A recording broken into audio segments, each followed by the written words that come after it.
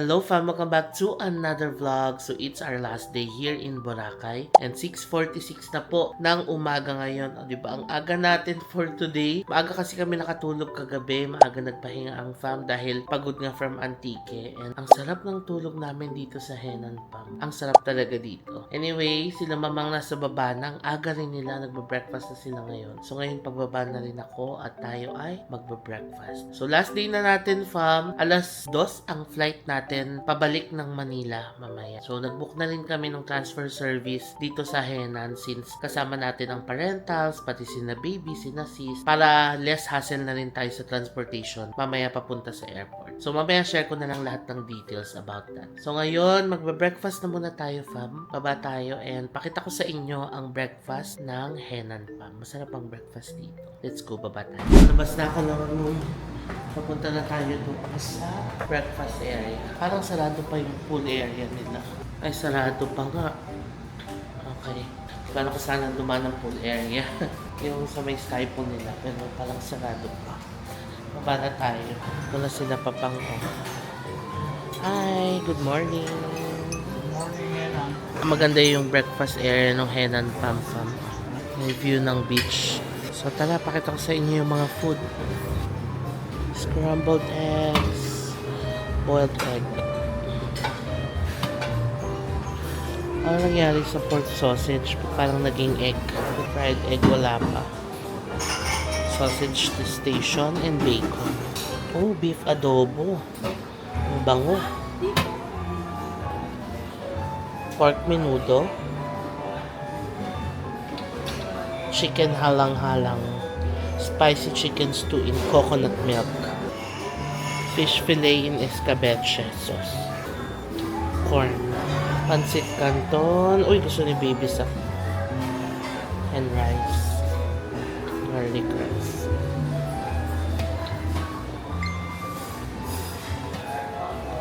Baked beans. Yung kanilang mga waffle, French toast, pancakes. Meron ding mga syrup. Ito naman, sapsap, sardines, and tamban. Tuyo. They also have chicken congee. Ooh. Salad station. And noodles. Chicken soup. Wow, ube porridge or ube champurrado. Okay, kuha tayo yan mamaya. Pudding. Lagi sila may pudding, no? Ito gusto rin ni Baby Sakto. Chocolate flakes, corn flakes, tapos fresh fruits. Ito naman ang kanilang mga pastries.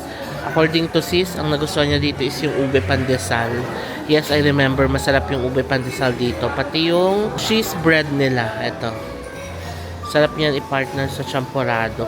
Tapos, cheese platter. And may salad bar ulit dito.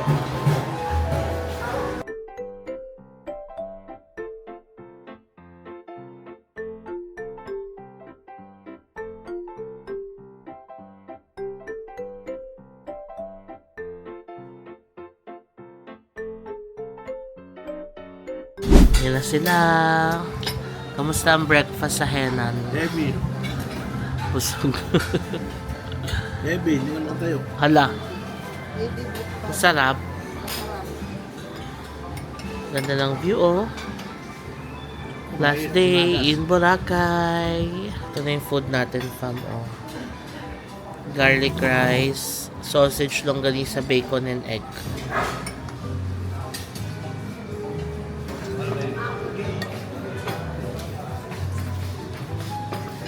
Pampuha ako ng champurrado. Ang sarap. Ube champurrado. Cheese bread. Nakagatang ko na.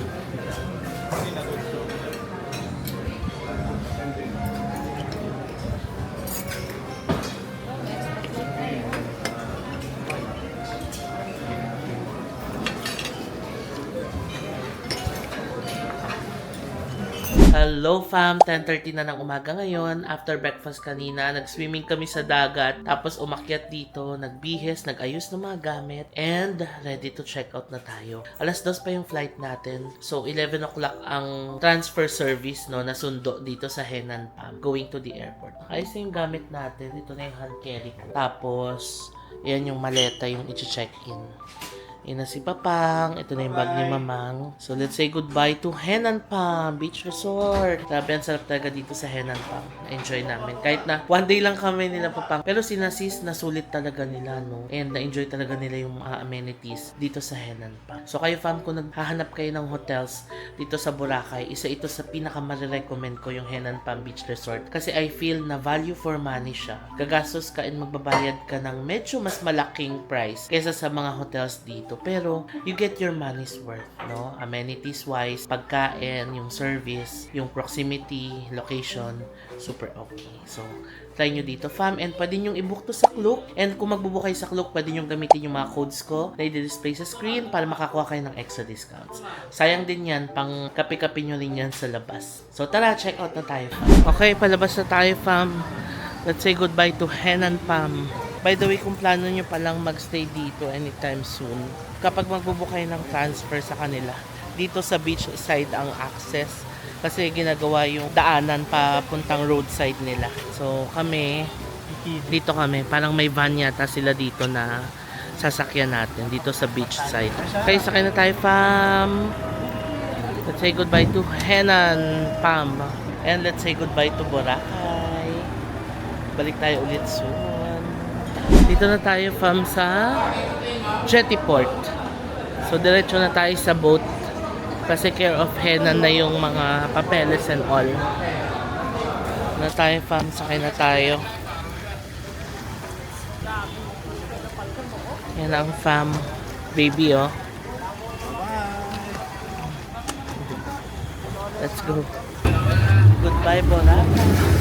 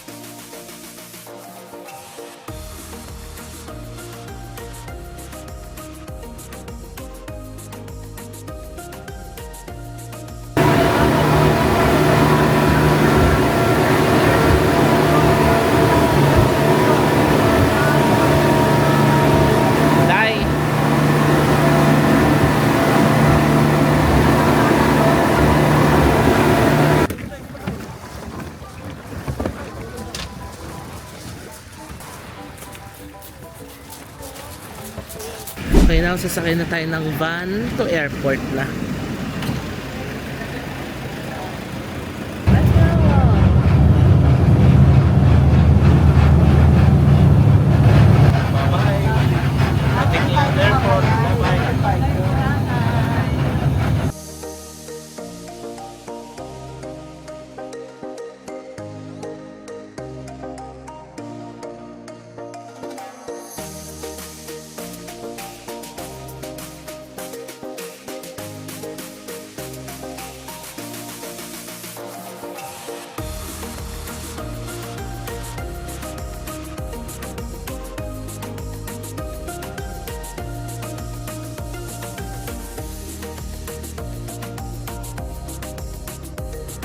We're back in Manila. Ang ganda talaga lumapag dito sa Terminal 2. Napakabilis ng proseso and all.